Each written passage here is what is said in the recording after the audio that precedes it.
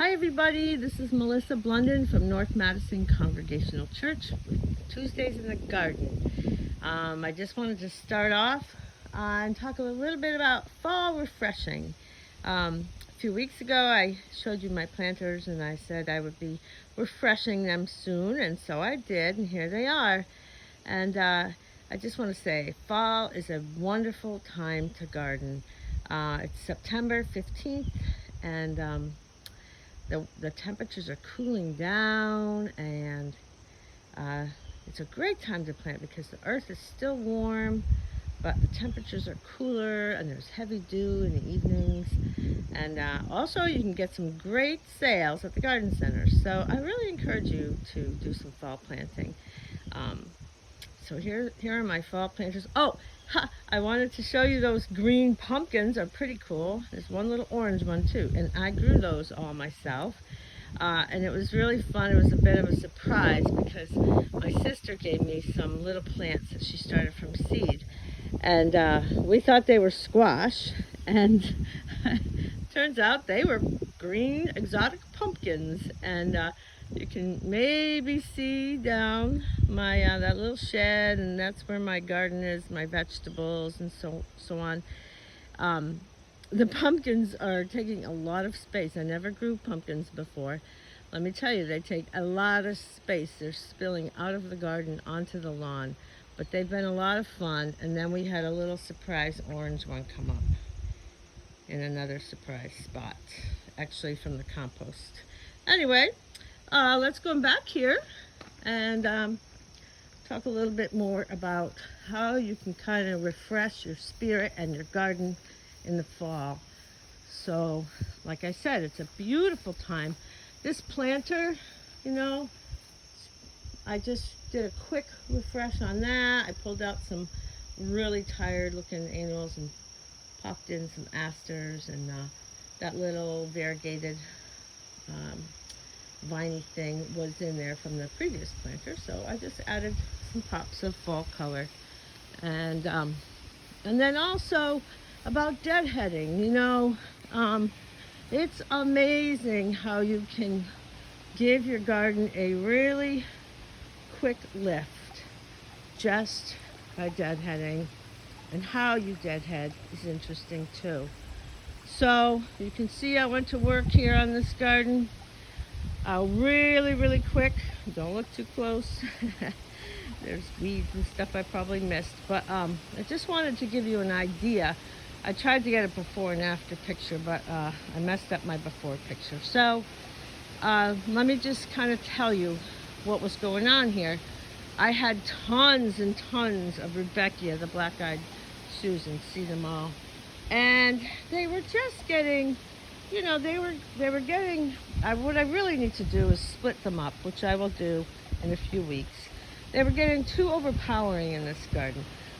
So I took a lot of them out. You can see the basil foliage here. There was a spot, and it really opened up the pond, which is nice. I left a little spot there.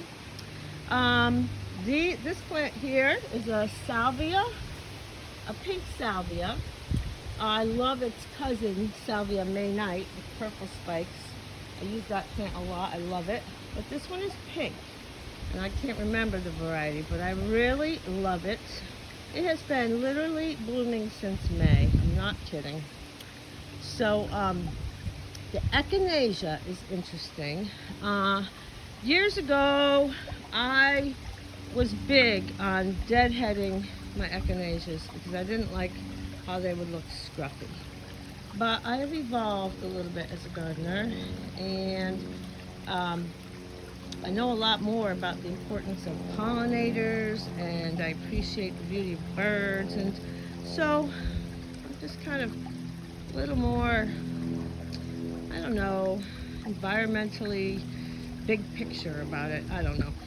But I have this really nice piece of garden art right there, the bird thing, it balances, and the birds perch on that, and they work away at the echinaceas. You can see they love the seeds, and I love to watch the birds. So that's the thing. I still deadhead a little bit here and there on the echinaceas because it also does encourage rebloom, but I kind of I kind of balance it, you know. I deadhead some and I leave some, so that's fun. And what else did I want to show you in here?